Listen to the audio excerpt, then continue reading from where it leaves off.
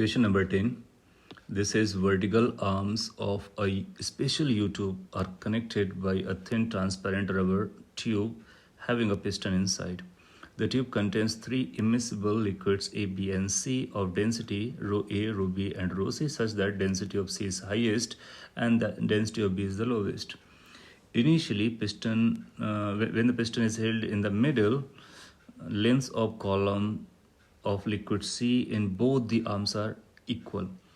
Length of the column of liquid A in the left arm is H. The connecting tube meets liquid A in the middle and in the right arms is the liquid B. If after release the piston stops before reaching an end of the connecting tube, find by what amounts will the liquid level in both the arms change. So let's inspect this picture again clearly. So this is special U-tube. This is connection over here. This liquid C is over here. This is liquid A. This is liquid B. Initially, this piston has been held in middle. So level of the liquid C is identical in the two. And this is total height of liquid A is H, such that this rubber tube is at the middle of this height. Height of the liquid B is not known to us. We need to find by what amount this liquid level changes in these arms. So let's inspect first. Initially, this is the same level of C, so the pressure at this point and pressure at this point are going to be identical. Since density of A is more than the density of B, so if we rise up, pressure decreases. And we are rising 0.5 H left column as well as on the right column. In the left column, you'll find it's a higher density liquid. On the right column, it is less density liquid. So the drop in pressure is going to be more in left than in right. So when we reach to the two ends of this tube, then you'll find at A side, pressure is going to be lower than B side. So let's consider this point as a 1 point, this point is 2 points. So I'm claiming the pressure of 1 is lesser as pressure of 2 initially. Why? Because A is more denser. Now that says, since 2 pressure is higher, if you release this piston, so this pressure force is going to take this piston towards left. So piston will slide towards left and it will be sliding towards left till the pressure of 1 and 2 points becomes identical. So finally, pressure of 1 and 2 point will become identical. So this is the condition which is going to take place finally. Now let's consider initially again. Let's consider this length of the B column was H. So this B column height was H. So we can say the pressure at this point and the pressure at this point was identical. So we can write them.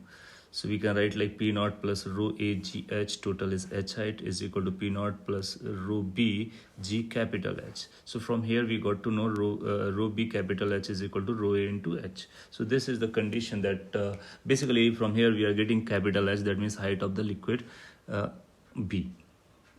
This connecting tube is very thin, so we can ignore the volume of liquid there. Now finally P1 is equal to P2 as we have claimed. So now let's write the value of P1 and P2 and equate them. Now what is going to happen, since liquid is moving in this tube towards left, that means this A will see the rise in the column. So let's say this left column liquid A rises up by X amount. Moreover, if it goes X amount, so pressure of 1 point is increasing in future. Since pressure of 1 point is increasing, that means the pressure of this point will be now more as compared to this point. That means this is going to go down, this is going to go up. Let's say C level goes down in the left arm by Y amount. So due to the volume conservation, C level will be rising on the right arm by the same amount Y. Moreover, if this level A gone up by X amount from its initial level, then B level will go down by same amount because the cross-sectional area are same and volume is going to be conserved because liquids are immiscible as well as incompressible. So this is also going to be equal to X. Now we can write the pressure of 1 and pressure of 2 and we can equate them. So let's write the pressure of 1 from this side. So it will be like P naught plus density of A into G into the X plus half of H. So this X came extra, so this is going to be the pressure of 1 point. From right side if we write, it's going to be like P naught plus density of B liquid into this height. Now total height was H. Out of H, this small h by 2 has to be subtracted. So H minus h by 2, small h by 2, and this x is dropping down, so minus x as well. So this is going to be new height from above the point 2 of the level, this B liquid. Now we are equating these two pressures. So P naught getting cancelled out, later on G will get cancelled out. There has to be a G, so that will be getting cancelled out. Now you will find we will get like we can collect the term from here. We are requiring this x, so x can be taken this side, so it will be like density of A plus density of B into x must be equal to, on this right hand side we will have this density of B into capital H minus density of B into half of H, and this term will also go there, so density of A into half of H. Now density of B into capital H is equal to density of A into small h. So we can replace this from here, and this is half of that value, so this will become positive half. So you can take this half outside and it will be like rho A minus rho B into H.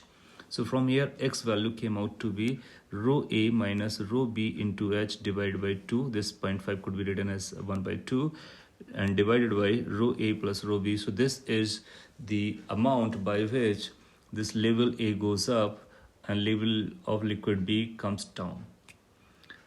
Moreover, we need to talk about by what amount this level of liquid C changes. So that's why we need to find out. To get Y, again we can claim this P1, P2 equal pressures.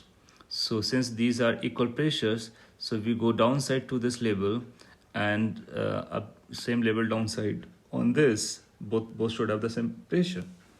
So we will write P1 plus rho 1g h by 2, which was initially, plus rho ag y, because now this wide space will be occupied by liquid A. On the right hand side we will write like P2 is equal to rho bg. Earlier it was h by 2, now it gone up by y, so liquid B will be available for h by 2 minus y. And then plus rho C, the density of C, G into the level of liquid C above than this left level, which is going to be y plus y, that is 2y. Now P1, P2, they are identical finally, so they are getting cancelled out and we can collect y together. So we are collecting y together, then you'll find, let's take all the y term there, so it's going to be twice rho C and this will become minus rho A. G is also getting cancelled and from here we will get minus rho B. This must be equal to rest of the terms, which will be having h by 2 here. So rho A from this time from this side it will be going there, so it will be minus rho B. You can rewrite a few more terms, then you'll find this is going to be the expression. So y turn out to be rho A minus rho B into h by 2 divided by twice rho C minus rho A minus rho B. So this is the expression for the drop of sea level on the left or rise of sea level on the right. And this is the expression for rise in the level of A on the left and drop in the level of liquid B on the right. So these are our final responses. Thank you.